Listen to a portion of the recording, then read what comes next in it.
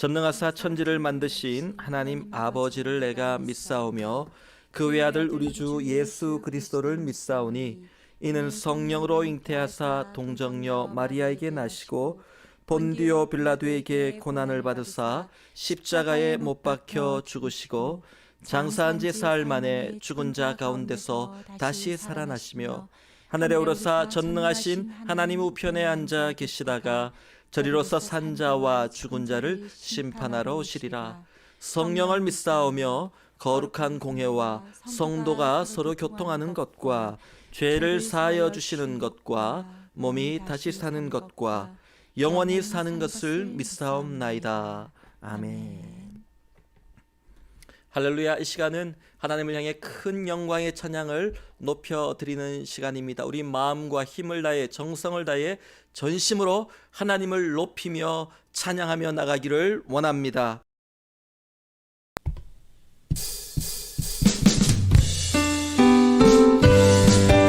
할렐루야. 주님과 동행하는 우리의 삶이 기쁨이 됨을 고백합니다. 내 영혼이 은총 입어 내 영혼이 은총 입어 중한 죄짐 벗고 보니 슬픔 많은 이 세상도 천국으로 화하노라. 할렐루야.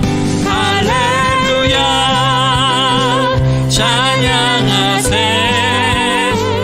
내 모든 죄 사함받고 주 예수와 동행하니 그 어디나 하늘나라.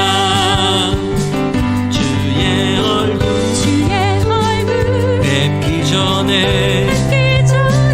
멀리 뵈던 하늘나라. 내 맘속에 이루어지니 날로 날로 가깝도다. 할렐루야. 할렐루야. 찬양하세. 내 모든 죄 사함받고 주 예수와 동행하니 그 어디나 하늘나라. 높은 산이 거친 들이 조막이나 궁궐이나 내 주 예수 모신 곳이 그 어디나 하늘나라. 할렐루야. 할렐루야. 찬양하세. 내 모든 죄 사함받고 주 예수와 동행하니 그 어디나 하늘나라.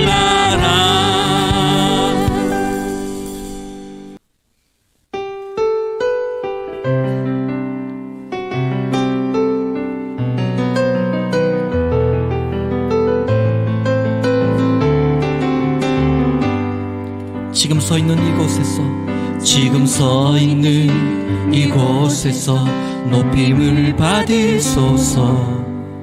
내가 밟는 땅 주님의 땅이니 하늘이 주의 이름 높이 올리며 넓은 바다가 주를 노래해. 모든 만물 주를 경배해. 모든 입술 주를 찬양해. 천지를 만드신 만물의 통치자 높임을 받으소서.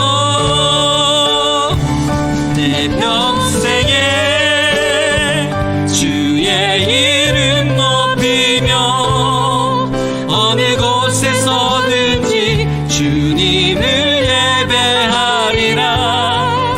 내가 밟는 모든 땅 아버지의 영광이 선포돼야 하리. 찬양하며 주님을 예배할 때 하늘 가득한 주의 영광 보리라.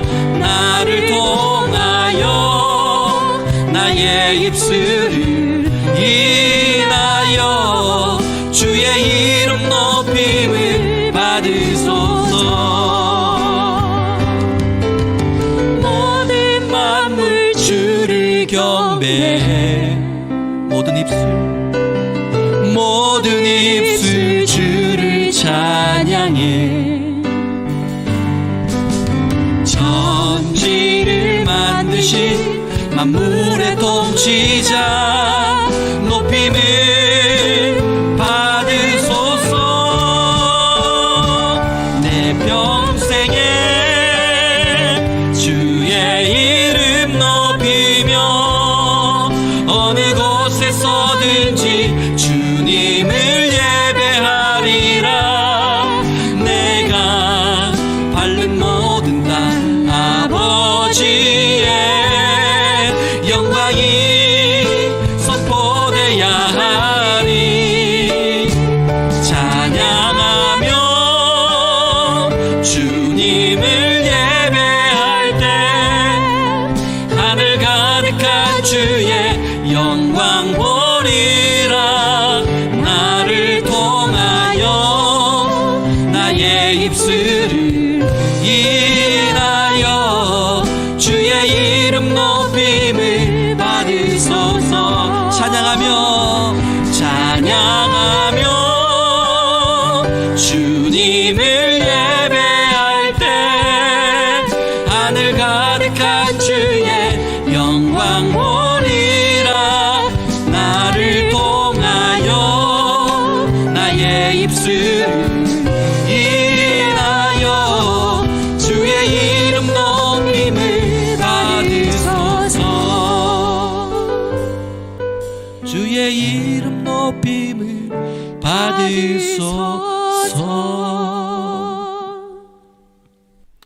다 함께 찬송가 70장 힘차게 부르시면서 피난처 되신 주님 앞으로 더 가까이 나아갑시다.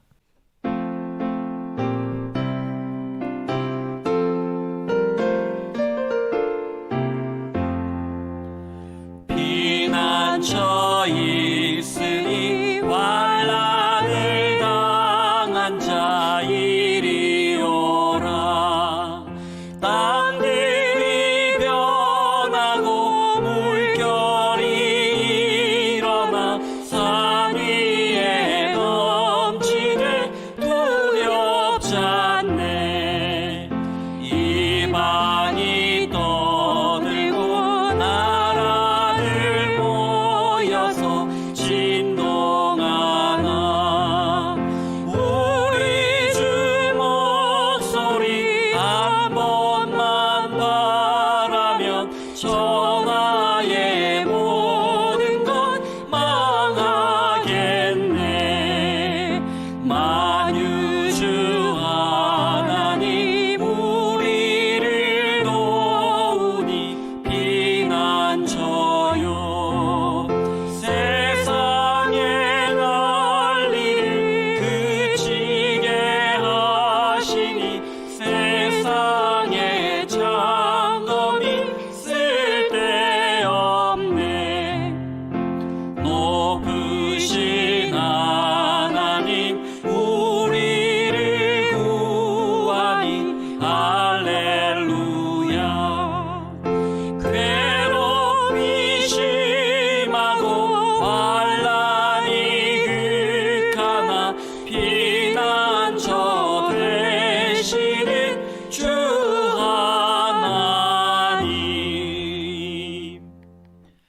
하나님은 영이시니 예배하는 자가 영과 진리로 예배할지니라. 아멘. 할렐루야. 살아계신 하나님 아버지, 주님의 사랑과 은혜를 또 감사드립니다. 온 땅 위에 높으신 하나님의 이름을 높이 찬양하며 하나님께 모든 영광과 경배를 올려드립니다. 우리의 선한 목자 되어주시고 우리의 아버지 되어주셔서 지난 한 해 우리의 삶을 붙들어 주시고 또한 지난 한 주간 우리의 삶을 인도하시니 감사드립니다. 하나님의 그 사랑에 감사하여 이 시간 하나님께 엎드리는 많은 예배자들을 붙들어 주시고 그들의 심령의 감사의 고백과 회개의 고백과 또한 마음의 간절한 소망을 들어 응답하여 주시는 예배가 되게 하여 주시옵소서. 하나님, 지난 한 주간을 돌아보면서 회개합니다. 하나님을 사랑한다고 했지만은 우리가 마음과 힘과 정성을 다하여 하나님을 온전히 섬기지 못했고 바라보지 못했고 흔들릴 때마다 세상을 향해 우리의 시선을 돌릴 때도 많았음을 고백합니다. 하나님이 말씀하신 거룩한 삶의 방법들이 아니라 세상의 생각과 방법을 붙들려고 할 때도 있었음을 진실하게 고백합니다. 하나님을 사랑하지 않아서가 아니라 육신의 연약함 때문에 흔들리는 우리를 주님 긍휼히 여겨 주시옵소서. 주님께서 우리의 연약함을 붙들어 주셔서 좌로나 우로나 치우치지 않게 하시고 영적인 중심을 가지고 안정감을 가지고 이 세상의 모든 환난들을 영적으로 돌파할 수 있는 믿음의 능력을 부어주시는 예배가 되게 하여 주시옵소서. 아버지, 사랑하는 성도의 가정들을 주님께서 아시오니 그 가정마다 연약함을 아시고 붙들어 주시기를 간절히 원합니다. 마음이 힘들고 무너지고 외롭고 두려운 성도의 심령들이 있습니다. 성령으로 기름 부어 주시고 내니 평안하라 말씀하셨던 그 주님의 음성을 들려주시기를 간절히 원합니다. 내가 주는 평안은 세상이 주는 것과 같지 않다고 말씀하셨습니다. 사라지지 않는 영원한 평안, 아버지 흔들리지 않는 그 하늘의 소망과 평안을 사랑하는 모든 에베네셀의 성도들 심령 가운데 부어주셔서 이 환난의 때에 믿음이 흔들리지 않게 하시고 우리가 믿는 도리를 굳게 붙잡고 나아가는 복된 성도의 삶이 되게 하여 주시옵소서. 아버지, 기도합니다. 육신이 연약하여 흔들리고 고통받고 병상에서 신음하는 사랑하는 주의 아들, 딸, 아버지, 형제, 자매들이 있습니다. 주님께서 붙들어 주시기를 원합니다. 오랜 시간 투병 중에 있는 성도님들이 있습니다. 아버지, 많은 검사와 또한 수술을 앞두고 있는 성도님들도 있습니다. 하나님께서 붙들어 주시기를 소원합니다. 연약한 아버지, 상처난 모든 육신의 연약함마다 성령께서 기름 부어 주시고 주님의 피 묻은 손으로 친히 안수하여 주셔서 깨끗이 낫게 하시고 아버지, 회복되는 역사가 나타나게 하여 주시옵소서. 달리 다금 소녀야 일어나라 말씀하셨던 그 믿음의 선포를 듣고 내 믿음대로 될지어다 믿음으로 고백하며 나아갈 때에 회복의 역사가 병상 중에 있는 모든 성도의 연약함 가운데 온전히 나타나고 치유의 광선이 바라는 역사가 나타나게 하여 주시옵소서. 하나님 아버지, 성도의 사업장을 위하여 기도합니다. 이 힘들고 어려울 때에 많은 기업들이 문을 닫고 흔들리며 가정들이 물질의 어려움으로 고통받고 있습니다. 사랑하는 에베네셀의 모든 가족들, 예배자들 가운데 아버지, 날마다 일용할 양식을 부어주시되 부족함이 없도록 도와주시옵시고 쓸 것이 없어서 하나님의 일을 할 수 없는 일이 없도록 하나님께서 넘치도록 공급하여 주시옵시고 하나님의 영광을 위하여 채우시고 아버지, 붙들어 주시옵소서. 성도의 사업들이 아버지, 힘들고 어려운 환난 가운데 사막 가운데 피어지는 생명의 꽃, 생명의 나무가 되기를 소원합니다. 하나님의 능력으로 말미암아 오직 의는 믿음으로 살아나는 역사가 모든 성도의 가정과 생업 위에 나타나게 하여 주옵소서. 이 힘들고 어려울 때 하나님의 교회가 사명을 잃어버리지 않게 하시고 이 교회를 통하여서 아버지, 죽어가는 많은 영혼들에게 아버지, 생명의 빛을 전하며 이 힘들고 어려울 때 여기 생명이 있노라, 진리가 있노라, 아버지, 주님만이 생명수가 되노라 고백하며 선포하는 사역을 이어가게 하여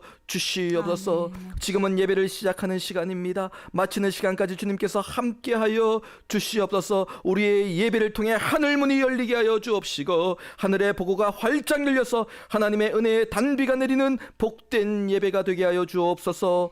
예수님의 이름으로 축복하며 기도하옵나이다. 아멘. 겠습니다. 요한일서 1장 1절로 4절까지의 말씀, 저와 여러분이 한 절씩 교독해서 읽도록 하겠습니다.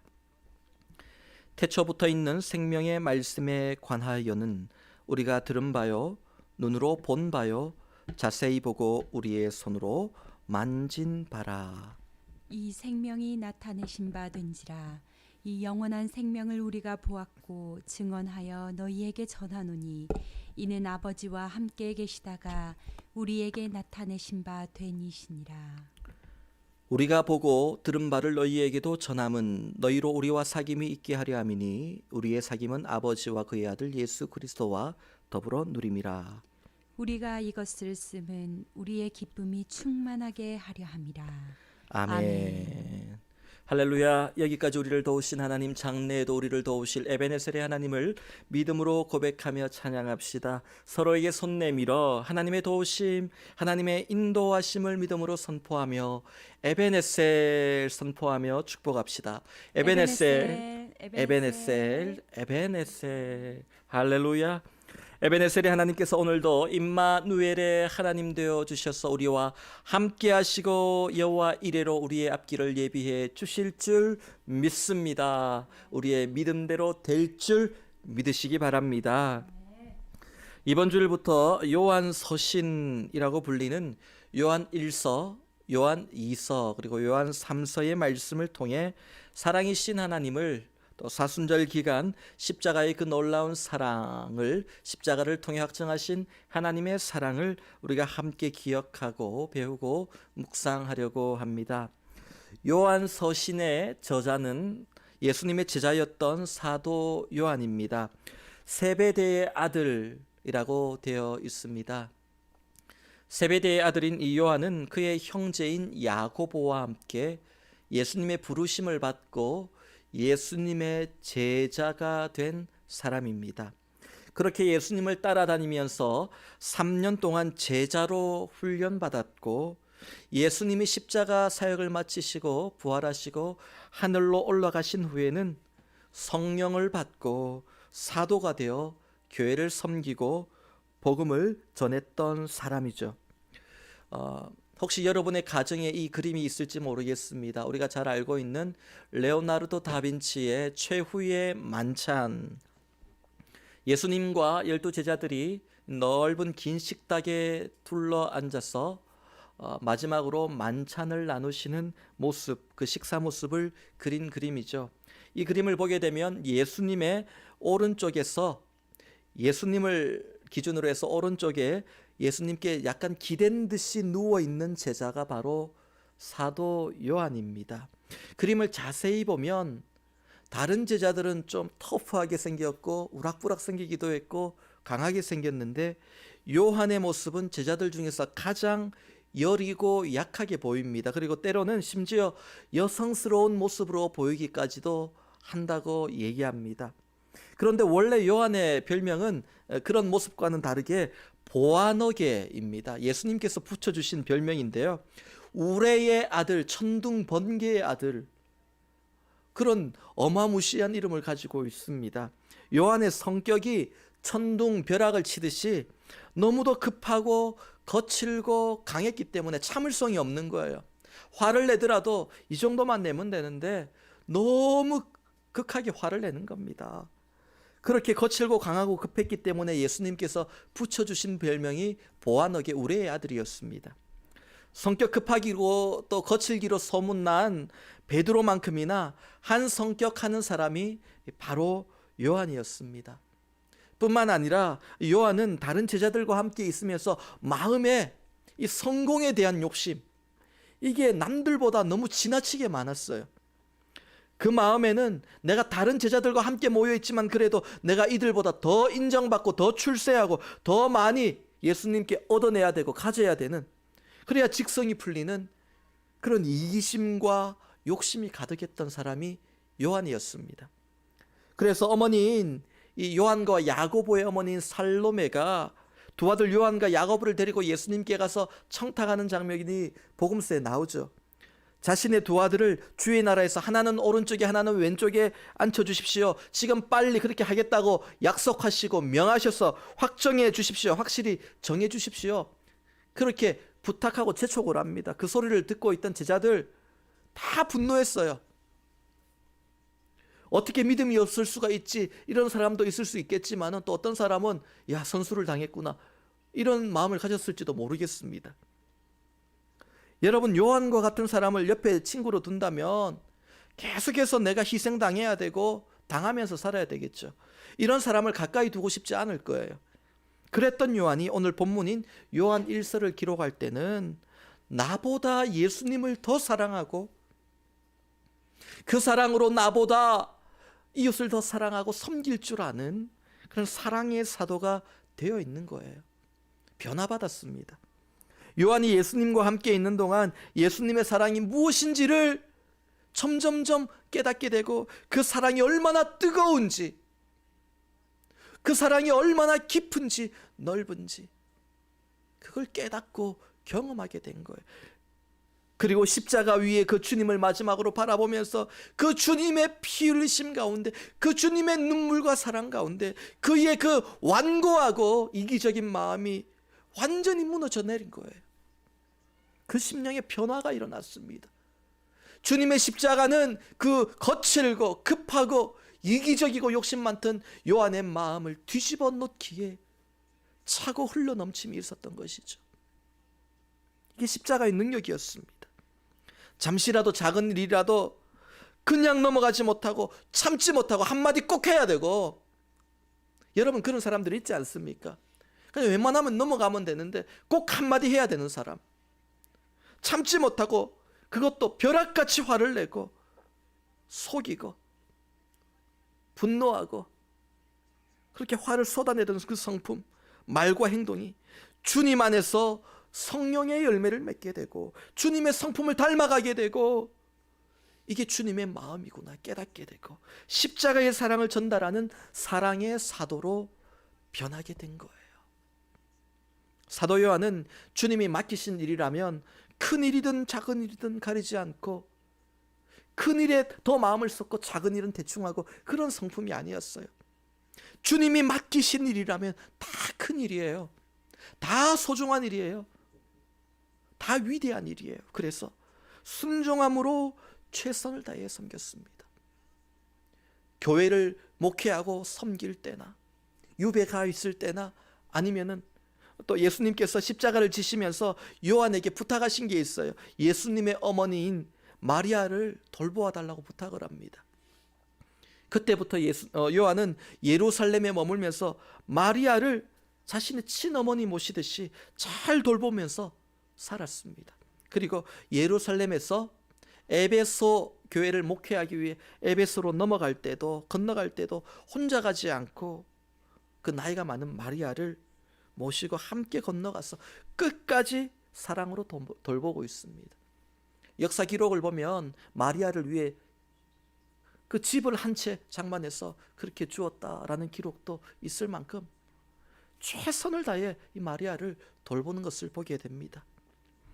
다른 사도들은 교회에서 중요한 역할을 맡아가지고 예수님 부활하시고 나서 성령 충만 받아서 벌펄 끓는 그 뜨거운 심령을 가지고 예루살렘 교회에서 선교지에서 여기저기 중요한 역할을 맡아서 사도로, 목회자로, 선교사로 뛰어다니며 큰 일을 감당하며, 그게 또 고통받았지만은 모든 사도들이 힘들었지만은 그래도 또 그 나름대로 영광스러운 칭찬을 얻고 존경함을 받을 때에, 원래 요한의 성격 같았으면 내가 남들에게 질 수 없다, 남들보다 더 인정받아야지, 남들에 앞서서 자신을 드러내기 원하고 뛰어나갔을 겁니다.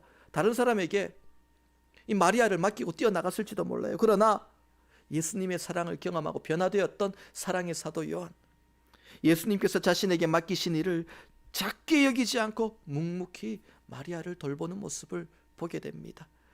주님이 주신 것은 무엇이든지 다 소중하다는 거예요. 이게 요한의 모습이었습니다. 몸을 사리느라 지금 나가서 선교하다 순교하는 것이 두려워서 그렇게 나서지 않은 게 아니에요. 시간이 흘러서 사도들이 모두 다 순교하고 죽었을 때, 사도 요한 혼자 남았을 때 그가 에베소 교회 목회자로 청빙받아 목회자로 섬기면서 정말 생명을 걸고 목회를 합니다. 교회를 돌보고 성도들을 믿음으로 트레이닝시키고 말씀을 가르치고, 자신의 교회뿐만 아니라 에베소 지역, 아니 그 소아시아 지역 전체 교회에 요한 1서 2서 3서 서서 보내면서 믿음으로 일깨우침을 주고, 그렇게 최선을 다해 생명을 다해 로마의 핍박 가운데도 사역을 다합니다. 그러다가 밤모섬에 끌려가 유배 생활까지 하게 됩니다. 목숨을 내놓고 선교했다는 거예요. 신약 성경 안에는 사도 요한이 기록한 5권의 성경이 있습니다. 사도 요한이 에베소 교회에서 나이가 들어 이제 부르심을 받고 목회를 할 때에 오늘 본문인 요한 1서, 요한 2서, 요한 3서를 기록합니다. 그러다가 이제 끌려가서 밤모섬에서 유배 생활을 해요. 그때 주의 환상을 보고 기록한 책이 요한계시록입니다. 거기 있다가 유배를 보냈던 황제가 갑자기 죽습니다. 그래서 유배가 풀려요. 그래서 다시 에베소 지역으로 넘어와서 마지막으로 기록한 책이 요한복음입니다. 이렇게 5권의 책을 기록하는데요. 사도 요한이 바울, 베드로, 야고보, 디모데는 나중에 또 바울의 뒤를 따라가죠. 화형을 당했다라고 기록되어 있습니다. 순교의 피를 흘립니다. 이렇게 다 순교의 피를 흘린 위대한 사도들처럼 자신도 순교의 피를 흘리지는 않지만 94세까지 끝까지 환난과 핍박 속에도, 그 나이가 많은 연로함 속에서도 주님을 닮은 성품으로 그 환난 가운데도 중심을 잃어버리지 않고 온화함으로 사람들에게 희망을 주고 소망을 주고 복음의 진리를 깨우쳐주고 그렇게 생명을 걸고 마지막까지 쓰임받았던 사람이 바로 요한입니다. 때로는 강한 모습을 보여주면서 자신의 삶을 온전히 주님께 드렸습니다. 사도 요한이 에베소 교회의 목회자로 섬기면서 요한서신과 요한복음을 기록했던 이 소아시아에 속해 있는 에베소 지역은, 이 에베소 교회가 있는 에베소 지역은 오늘로 치면 터키의 해안 지역에 있는 항구 도시입니다. 해안 도시입니다. 요한계시록에 나오는 주님의 책망과 칭찬을 받았던 소아시아의 7 교회가 있는데 그 중에 하나가 바로 에베소 교회입니다. 거기 담임이 바로 사도 요한이었습니다. 바울이 2차 선교 여행 때에 에베소 지역에 들려서 단기 선교하면서 복음의 씨앗을 뿌립니다. 그리고 나서 3차 선교 여행 때 다시 와서 복음을 전하고 회당에서 쫓겨나고 두란노 서원을 세우고 말씀을 가르치고 산고의 고통 끝에 탄생한 교회가 에베소 교회입니다. 그리고 바울이 말씀을 가르치고 말씀의 기틀을 세워놓고 다음 사역지 선교지로 떠나고 나중에 바울이 순교하게 되죠. 그 사이에 디모데가, 바울의 영적인 아들인 디모데가 에베소 교회를 가르칩니다. 영적 지도자가 되었는데, 그러나 디모데까지도 순교하게 됩니다. 에베소 교회를 이끌어줄 영적 지도자가 다 사라진 상황에서 에베소 교회 성도들이 예루살렘에서 온 사도 요한을 담임 목회자로 청빙해서 사도 요한이 에베소 교회를 섬기고 가르치게 된 겁니다. 사도 요한이 에베소 교회에서 목회를 시작할 때는 젊은 나이가 아니었습니다. 예수님께서 부활하신 지 60년의 세월이 흘렀으니 그동안 바울, 베드로, 야고보 이런 사도들이 다 순교하고 요한 홀로 남았을 때입니다. 그러니 나이가 얼마나 많았겠습니까? 그런데 이 요한이 약하게 보이지 않습니다. 그의 사역에 힘이 넘칩니다. 마치 85세의 이 산지를 내게 주소서 고백하고 앞으로 나갔던 갈렙과 같은 모습을 그에게서 보게 됩니다.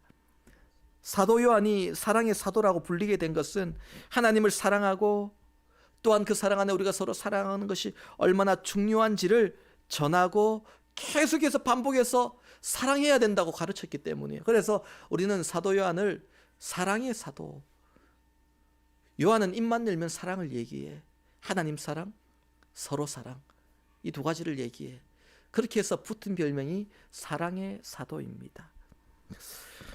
여러분, 역사 기록을 보면요, 사도 요한이 반모섬에서 유배 생활을 마치고 에베소교에서 이렇게 목회를 하다가 하면서 요한 1서, 2서, 3서를 쓰고 또 목회를 하다가 반모섬으로 유배를 끌려갔다고 했지 않습니까? 그때 이제 요한계시록을 쓰는데 유배 생활을 마치고 다시 에베소로 돌아오잖아요. 돌아왔는데 그때는 나이가 점점 더 많이 들어가니까 강단에 서서 이렇게 젊은 목회자들처럼 말씀을 깊이 가르치고 오랫동안 설교할 수 있는 기력이 없어지는 겁니다. 그래서 이제는 설교를 못하지만 대신에 만나는 사람들마다 짧은 권면의 말씀을 던지는데, 그런데 언제 어디서 누구를 만나든지 늘 똑같은 한 문장을 던지는 거예요. 똑같은 한 문장에 권면을 하는데 그게 뭐냐면, 사랑하는 자들아 우리가 서로 사랑하자. 나의 아들아 서로 사랑하라. 이 말씀이었다고 해요. 만나는 사람마다 그 얘기를 하는 거야. 사랑하는 자들아 우리가 서로 사랑하자. 서로 사랑하라. 이 말씀을 전했다고 합니다. 그 말씀을 너무나도 많이 듣다 보니까 에베소 교회 성도 중에 한 사람이 하루는 막 실증이 나고 짜증이 나고, 그래서 사도 요한에게 지겹다는 듯이 컴플레인하면서 이렇게 물었다고 합니다. 아니 사도님은 왜 만나는 사람마다 만날 때마다 했던 말 또 하시고 했던 말 또 하시고 했던 말 또 하세요? 기억을 못 하세요? 왜 똑같은 말씀만 되풀이하십니까? 그랬더니 사도 요한이 대답하기를, 왜냐하면 이것이 바로 예수님의 명령이기 때문입니다. 이게 우리에게 주신 예수님의 명령이기 때문입니다. 그렇게 대답하고 그 후에도 계속해서 우리가 서로 사랑하자 그 말씀을 전했다라는 기록이 있습니다. 어떻게 보면 요한이 나이가 많이 든 노사도가 되어서 젊은 성도들에게 잔소리하듯이, 아니면 어제 했던 말 잊어버리고 또 하듯이 반복해서 하듯이 그렇게 하는 것처럼 보일 수 있지만은, 사실은 이렇게 요한이 서로 사랑하라고 자꾸 얘기하는 것은 이유가 있었습니다. 사도 요한이 반모섬에서 돌아와서 서로 사랑함에 대해서 반복해서 강조했던 이유는 요한계시록을 보면 알 수가 있습니다. 요한계시록에 나오는 주님의 칭찬과 책망을 받은 소아시아의 7교회, 우리가 잘 알고 있죠. 그 7교회 중에 자신이 목회했던 에베소 교회가 들어있는 거예요. 자신의 교회에 대한 칭찬과 책망을 그 교회 목회자였던 요한이 듣게 된 겁니다. 여러분, 에베소 교회는 대단한 교회였어요. 여러분, 우리가 무시할 수 있는 교회가 아니에요. 믿음이 정말 강하고 믿음이 튼튼하고 믿음 위에 세워진 교회였습니다. 그 말씀의 능력이요, 복음의 능력으로 믿음으로 세워진 교회였어요. 바울이 정말 잘 가르쳤어요. 많은 영지주의자, 예수님을 부인하는 사람들, 복음을 왜곡하는 사람들 공격이 있었지만, 그러나 끝까지 믿음을 지키고 복음을 지키고 그렇게 믿음이 강한 교회였습니다. 그래서 요한계시록을 보면 칭찬을 받는데, 칭찬을 받는 이유가 믿음으로 악한 자들을 다 물리쳤고 환난 가운데 너희가 믿음으로 인내했다라고 칭찬을 받습니다. 대단한 거예요, 여러분. 모두가 쉽게 마음먹은 대로 할 수 있는 일이 아닙니다. 믿음으로 악한 자들 그 환난 가운데 다 물리치고 이겨내고 그 악한 공격을 다 이겨냈고 환난 가운데 믿음을 지키며 인내하며 주님의 다시 오심을 기다렸다는 거예요. 대단한 교회죠. 믿음으로 큰 일을 했던 교회입니다. 그런데 그 다음에 주님의 책망하신 부분이 있는데, 그것은 그러나 너희들이 주님과의 첫사랑을 잃어버렸노라. 너희가 첫사랑을 잃어버렸노라. 너희가 주님을 향한 첫사랑, 그 사랑 안에서 서로 사랑함을 잃어버렸다. 믿음 강조하다가 너희 안에 사랑을 놓쳐버렸다. 이 얘기를 듣게 된 거예요. 충성된 일꾼이 많이 있었고 환난 가운데 넘어지지 않고 인내하고 견디고 주님의 다시 오심을 기다리며 마라나타를 고백하는 신앙인들이 많이 있었지만, 강한 믿음으로 충만했지만, 그러나 너희들 중심의 첫사랑이 사라져버렸구나. 너희 그거 잃어버렸지 않냐. 이 책망을 받았던 겁니다. 믿음 이거 강조하다가 하나님의 영광을 위해 내가 일어선다, 싸운다, 버틴다, 교회를 지키겠노라, 헌신하겠노라, 그렇게 달려왔는데 뒤돌아보니 그들 중심에 주님과의 뜨거운 사랑, 주님과의 뜨거운 영적인 교제, 그 사귐이 사라지고 있었다는 겁니다. 이것이 바로 에베소 교회의 모습이었습니다. 사도 요한이 주님으로부터 이 음성을 들었을 때 얼마나 충격을 받았을까요? 자신이 목회했던 교회입니다. 얼마나 큰 충격을 받았을까요? 자신이 목회했던 에베소 교회에 대한 책망, 그것도 사랑이 없대요. 사랑이. 사도 요한이 그동안 에베소 교회를 목회해 오면서 요한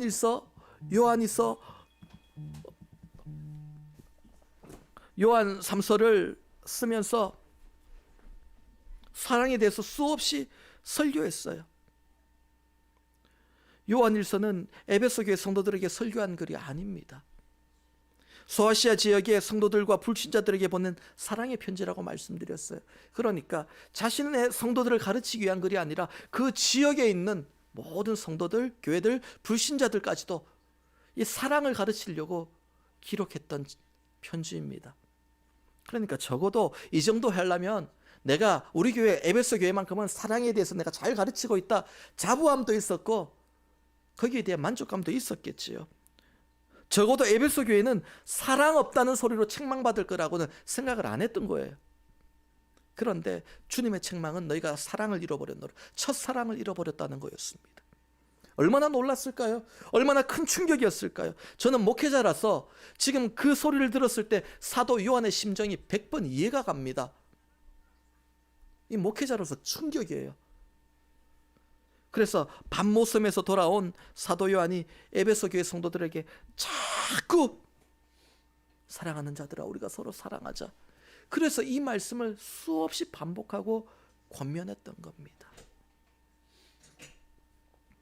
우리가 서로 사랑해야 그것이 하나님을 아는 것이고 하나님과 교제하는 것이고 하나님을 볼 수 있는 방법이다. 이걸 다시 한번 죽는 그날까지 반복해서 전했던 겁니다. 그 사랑의 사도가 바로 요한이었습니다. 사도 요한의 신앙에서 가장 중요한 것이 내 마음을 다하고 내 성품을 다하고 힘을 다해 주 나의 하나님을 사랑하고 그 사랑 안에서 이웃을 서로 내 몸과 같이 사랑하는 일, 이게 신앙의 본질이구나, 이게 복음의 핵심이구나, 이걸 알았던 것이죠. 그 일을 위해서 예수님께서 이 땅에 오셨구나, 십자가를 지셨구나, 물과 피를 다 쏟으셨구나, 이걸 알았던 거예요. 요한이 기록한 마지막 책 요한복음에서도 자신을 소개할 때 재밌는 표현이 나오는데요. 다른 제자들은 다 그 이름을 적는데 자기 자신은 요한이라고 적지 않고 예수께서 사랑하시는 제자, 예수께서 사랑하시는 제자라고 자기 자신을 그렇게 기록합니다. 이름 대신 그렇게 적어 넣어요. 요한은 자신의 존재, 자신을 나타내는 이 명함과도 같은 한 줄 소개를 이렇게 쓰기를 원했습니다. 예수께서 사랑하시는 제자. 내가 그동안 어떤 인생을 살았고 어떤 가문에서 태어나고 얼마나 많은 것을 가졌고 얼마나 높은 자리에 있었고 얼마나 능력이 있었는지 자신을 설명할 수 있는 그런 세상의 수많은 표현들보다 예수께서 사랑하시는 제자, 예수께서 사랑하시는 제자, 이 한 문장으로 자신이 표현되어지고 내 인생이 설명되어지기를 원했던 사람, 그가 바로 사랑의 사도 요한이었습니다. 이 한 문장만 있다면 나는 세상에서 가장 행복한 사람이고 가장 축복받은 사람이고 후회 없는 인생을, 가장 인생을 잘 산 사람이라 그렇게 믿었던 것이죠. 사랑하는 성도 여러분, 오늘 여러분의 인생은 어떻게 설명되어지기를 원하십니까? 여러분의 인생이 어떻게 남들에게 표현되어지고 설명되어지고 내 스스로 내 삶을 정의할 때에 내가 가장 행복하고 후회 없는 인생이 될 것 같나요? 예수님의 사랑을 제대로 경험하기 전에 젊은 제자 요한의 모습처럼 제자들 중에서 가장 내가 높아져야 되고 예수를 따르는 제자이지만 그럼에도 불구하고 그들 가운데 가장 높아져야 되고 가장 많이 남들보다 누려야 되고 더 잘 돼야 되고 더 많이 복을 받아야 되고, 이것이 신앙생활의 가장 큰 복이고 행복이라고 믿으며 살고 있지는 않습니까?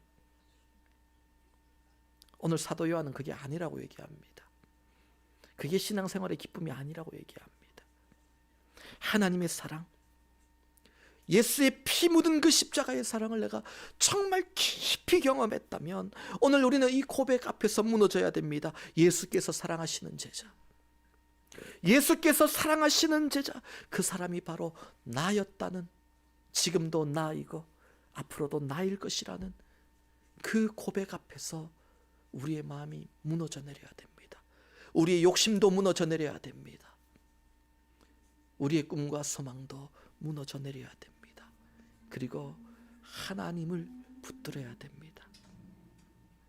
내가 내 모습을 진실하게 돌아보면 예수를 잘 믿고 있다고 하면서 하나님의 영광을 위해 열심히 살고 있다고 생각하지만 그렇게 나 자신을 그럴듯하게 포장하고 신앙생활을 하고 있지는 않습니까?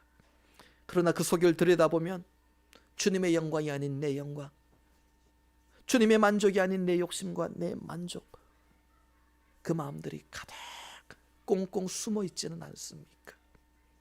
어제는 하나님을 크게 높이며 복 주신 하나님을 찬양할지라도 오늘 내 삶이 힘들어지고 어제와 달리 부족함이 생기고 내 바람이 채워지지 않으면 여지없이 불평하고 원망하고 낙심하고 주님을 온전히 신뢰하지 못하는 그 모습은 아닙니까? 여러분, 이게 바로 내 안의 첫사랑을 잃어버린 자의 모습입니다. 이건 하나님과의 사귐, 교제를 하고 있는 게 아닙니다. 하나님께 나의 만족을 위해 요구만 하며 하나님을 이용하고 있는 것입니다. 이건 신앙이 아니에요. 예수님께서 사랑하시는 제자, 나를 그렇게 정의하면서 주님의 그 사랑에 내 마음이 무너져 내리는 것, 그것이 내 안의 첫사랑을 다시 회복하는 모습입니다. 사도 요한은 마음 중심에는 주님을 만나고 주님과 함께하고 주님께 받았던 그 깊은 사랑이 늘 자리 잡고 있었어요. 이걸 잊을 수가 없는 거예요. 이걸 품고 사는 거예요. 그리고 그 사랑 안에서 하나님과 날마다 교제하는 것이 요한의 가장 큰 기쁨이고 인생의 즐거움이었습니다. 오늘 본문 3절 말씀 우리 함께 읽어볼까요? 본문 3절 말씀입니다. 시작. 우리가 보고 들은 바를 너희에게도 전함은 너희로 우리와 사귐이 있게 하려 함이니 우리의 사귐은 아버지와 그의 아들 예수 그리스도와 더불어 누림이라. 아멘. 좀 더 쉽게 오늘 본문 3절 말씀을 풀이해서 설명을 드리면 이런 뜻입니다. 요한이 이렇게 교회와 성도와 불신자들을 향해 얘기하는 겁니다. 우리가, 요한을 포함한 그런 믿음의 사람들이죠. 우리가 보고 들은 그 예수님, 그 생명 되신 예수님을 너희에게 전함은 너희들도 우리처럼 하나님과 사귀는 자가 되게 하기 위함이다. 하나님과의 사귐이 있고 교제가 있게 하기 위함이다. 내가 예수를 너희에게 전하고 이분이 생명 되심을 전하는 것은 그분을 통해 하나님과 단절된 우리의 관계가 회복되고 사귐이 계속해서 일어나기를 원합니다. 그 사귐의 기쁨을 너희들도 누리게 하기 위함이다. 요한이 복음을 전하는 이유는 바로 이것이었습니다. 그들도 하나님과 사귐이 있게 하기 위함이었습니다. 본문 3절에서 이 사귐이라는 단어는 헬라어로 코이노니아, 우리가 잘 알고 있는 단어입니다. 이 코이노니아는 하나님과의 사귐도 얘기를 하고 그 사랑을 통해서 성도들 간에 하나님의 교회가 서로 사귀는 것도 얘기를 합니다. 코이노니아는 양쪽에서 서로 오가는 교통함, 교제를 의미합니다. 일방적으로 내가 하나님을 알고 하나님께 요청하고 내가 일방적으로 하나님께만 가든지 아니면 하나님 일방적으로 나에게만 주시든지, 이거는 사귐이 아닙니다. 하나님께서 일방적으로 우리에게 주시기만 하면 그건 우리가 하나님을 이용하는 것이고, 우리가 일방적으로 하나님께 드리기만 한다면 하나님은 우리에게 신실하시고 우리 아버지가 되시는 하나님이 아니신 거죠. 그러나 하나님은 우리의 아버지 되시고 우리와 교제하시고 사귀기를 원하시고 코이노니아를 이루어가기를 원하신다는 거예요. 오늘도 우리와 교제하기를 원하십니다. 우리가 하나님의 사랑을 받기만 하는 것이 아니라 우리도 하나님을 사랑하며 서로 사귐을 만들어 가자라고 얘기하세요. 서로 교제하자, 서로 교통하자라고 말씀하시는 겁니다. 그 사귐이 있었던 곳이 바로 에덴 동산이었죠. 아담과 하와, 그들이 있었던 에덴 동산, 하나님과의 사귐이 있는 그것이 바로 천국과 같은 곳이었습니다. 세상의 이방신들과 우리 하나님이 다른 이유가 뭘까요? 살아계신 하나님이 우리와 교제하시는 거예요. 세상 사람들은 이방신을 향해, 우상을 향해 빌고 절하고 일방적으로 요청하지만은, 그러나 우리는 하나님을 저 높이 모셔두고 밑에서 하늘을 우러러만 보면서 강하게 믿기만 하는 것이 아니라 예수님을 통해 하나님과 서로 교제하는 사이가 된 거예요. 사귐이 시작된 겁니다. 다시 그 사귐이, 에덴 동산에서의 그 사귐이 다시 우리에게 그 십자가를 통해 회복된 겁니다. 언제든지 우리가 하나님과 대화할 수 있어요. 예수님이 십자가를 지시고 피 흘리실 때, 돌아가실 때 성막의 휘장이 찢겨진 것처럼 우리는 주님께로 바로 나갈 수 있습니다. 우리 안에 대제사장 되시는 예수님은 그분을 통하여 우리는 하나님과 교제할 수 있는, 하나님과 사귈 수 있는 자가 된 거예요. 여러분, 이것이 바로 십자가의 능력이고 보혈의 공로고 예수님이 이 땅에 오셔서 십자가를 지신 이유입니다. 사귀었다라는 건 친구가 된 거예요. 예수님께서 이제 우리를 종이라 부르지 않고 너희를 친구라 부르겠다라는 말씀하셨잖아요. 우리가 주님께 친구 합시다 한 것이 아니라 주님이 먼저 내가 너희를 종이라 부르지 않고 친구라 하겠다. 그게 무슨 말씀일까요? 내가 너희와 이제 교제하며 날마다 교통하는 너희의 하나님이 되겠다 말씀하신 거예요. 에덴 동산에서 죄로 인해 단절된 하나님과의 사귐이 십자가를 통해 회복된 것이죠. 십자가가 능력이에요. 소망이 되는 거예요. 우리가 하나님을 만날 수 있고 언제든지 부를 수 있다는 게 소망 아닙니까? 그게 능력 아닙니까? 그래서 그게 십자가의 능력이에요. 보혈의 공로입니다. 하나님을 사랑하고 그 십자가의 첫사랑을 기억하고 그리고 하나님과의 사귐이 회복되어야 이게 신앙생활입니다. 성도의 사귐은 또한 세상의 사귐과 달라져야 돼요. 하나님과의 사귐만이 코이노니아가 아니라 그 사랑을 경험하고 하나님과 사귀면서 우리는 또한 성도들과 사귀어야 됩니다. 이 사귐은 세상의 교제 사귐과 달라야 합니다. 세상 이야기가 아니에요. 세상의 즐거움을 쫓는 게 아니에요. 하나님과의 사귐 속에서 교제가 이루어집니다. 하나님의 사랑으로 서로 사랑해야 되고 서로 위로해야 되고 서로 격려해야 되고 서로 섬기고 하나님의 사랑 안에 함께 웃고 함께 우는 것이 바로 하나님의 교회입니다. 가정도 하나님의 교회라고 그랬어요. 우리가 있는 일터도 하나님의 교회가 되어야 됩니다. 우리가 가정 속에서도 하나님과의 사귐 속에서 서로 사귐이 있어야 됩니다. 부부 사이에도 인간적인 사랑, 신뢰, 정. 여러분, 그것만으로 가정이 평안해지지 않습니다. 흔들립니다. 가장 중요한 것은 하나님의 사랑으로 서로 사귀는 하나님의 사귐과의 또한 서로의 사귐이 함께 이어져 나갈 때에 온전한 사귐이 되고 온전한 아름다운 부부의 사랑이 이루어지는 것이죠. 부모 자녀 사이에도 형제 자매 사이에도 친구 사이에도 교회와 성도 사이에도 하나님과의 사귐 안에서 그 사랑으로 얘기하고 그 사랑으로 행하고 그 사랑으로 위로하고 함께하고 품어주고 함께 웃고 함께 울 때에 그래야 참 사랑이 되고 그래야 참 위로가 되는 겁니다. 여러분 어떠세요? 오늘 여러분의 삶 속에서 하나님과의 사귐이 그 십자가의 첫사랑이 내 안에 회복되고 하나님과의 사귐이 온전히 이루어져 가고 있습니까? 첫사랑을 잃어버린 에베소 교회를 보십시오. 그들이 하나님과의 첫사랑을 경험하고 십자가 첫사랑을 경험하고 복음을 받아들이고 그 뜨거운 주님의 사랑을, 첫사랑을 경험하고 그 다음에 기억이 나쁘거나 그 마음이 악해져서 첫사랑을 잃어버린 게 아닙니다. 그들은 대단한 믿음을 가진 사람들이었습니다. 일부러 그렇게 한 게 아니에요. 머리가 나빠서 그렇게 한 게 아니에요. 환난 가운데 악을 대적하고 인내하며 믿음을 지켰다고 칭찬받았습니다. 그런데 믿음을 지키고 환난을 지키는 일에만, 이겨내는 일에만 집중하고 마음을 쏟다 보니까 그 틈을 타서 그들 마음속에 있는 첫사랑을 사단이 빼들어 가버린 겁니다. 에베소 교회 성도들은 책망받기 전까지 그들이 언제 어디서 그 첫사랑을 잃어버렸는지 알지도 못했어요.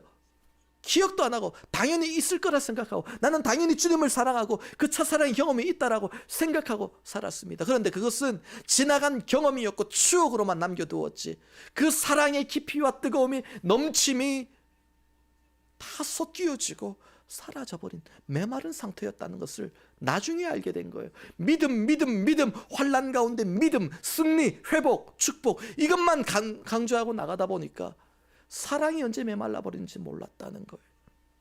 여러분, 오늘 우리 모습이 그렇지 않습니까? 고난을 이기게 해달라고 하나님 우리 가정을 지켜주시고 건강을 지켜주시고 물질의 복을 주시고 우리 사업을 지켜주시고 일터를 지켜주시고 이렇게 기도하는 사람은요 더 많이 늘었어요. 지금 기도 안 하시는 분들도 더 많이 기도합니다. 그런데 그렇게 오직 고난을 이겨내는 일에만 집중하고 하나님께 이것저것 채워달라, 붙들어달라는 기도만 하다 보니까 하나님을 처음 만나서 그 설레었던 감정, 그 첫사랑의 감정, 순수하고 정말 백지처럼 깨끗했던 하나님과의 그 첫사랑, 하나님과의 깊은 사귐, 설레는 만남을 잊어버리고 오랜 먼 추억으로만 앨범에 간직한 채 그렇게 살고 있지는 않습니까?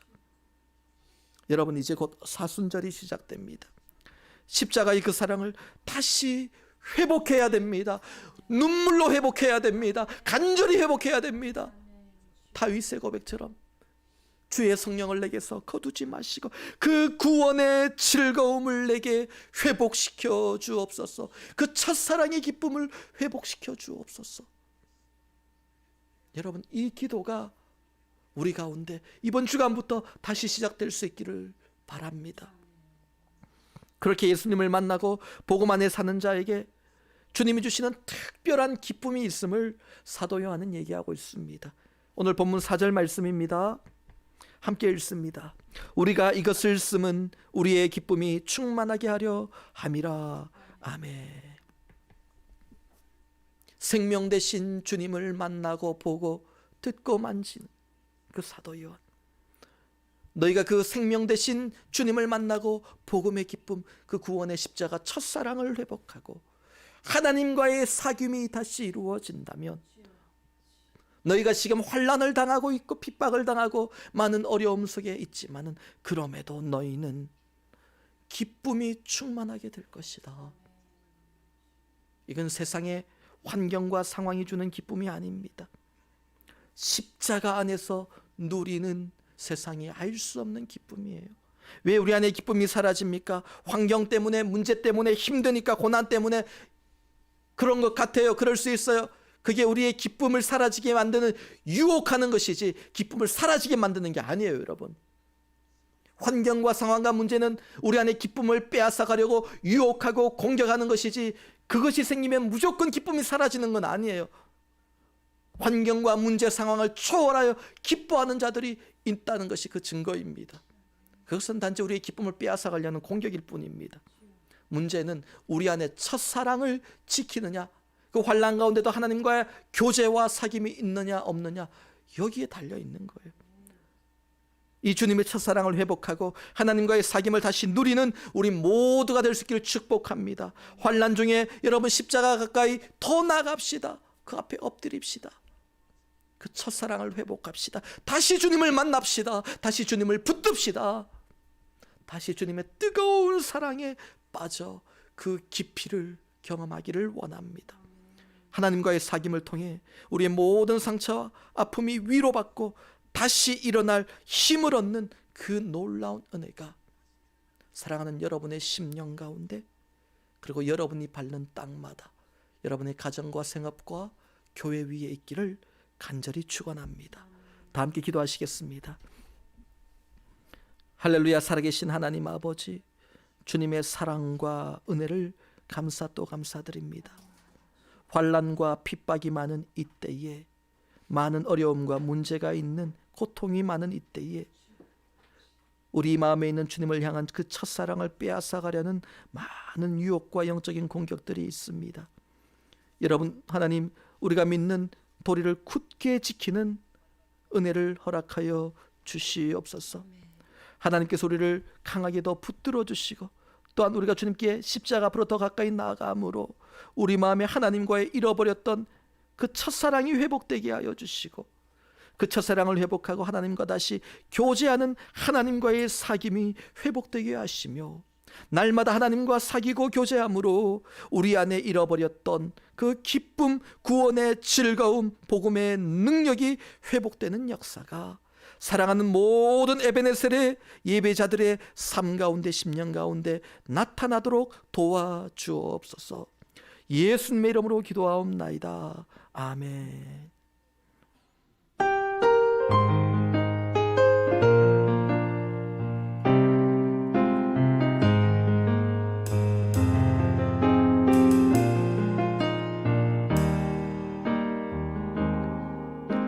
나 무엇과도 주님을 바꾸지 않으리.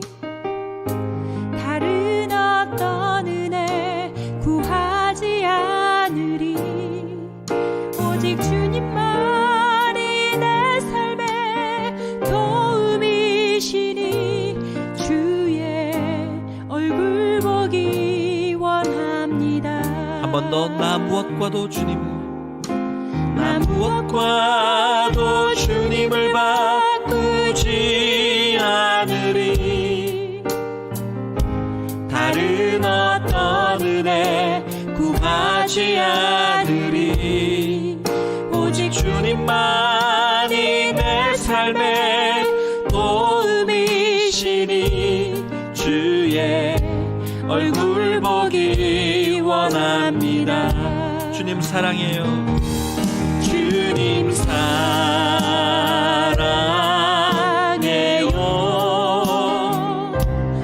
온 마음과 정성 다해 하나님의 신실한 친구 되길 원합니다. 주님 사랑해요. 주님 사랑해요.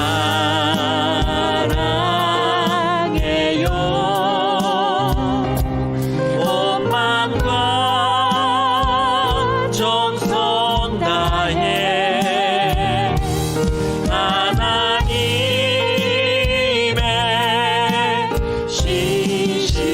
신실한 친구 되길 원합니다. 우리 한 번 더. 주님 사랑해요. 주님 사랑해요.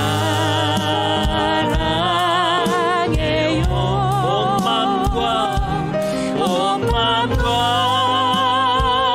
정성 다해 하나님의 신실한 친구 되길 원합니다. 하나님의 신실한, 하나님의 신실한 친구 되길 원합니다.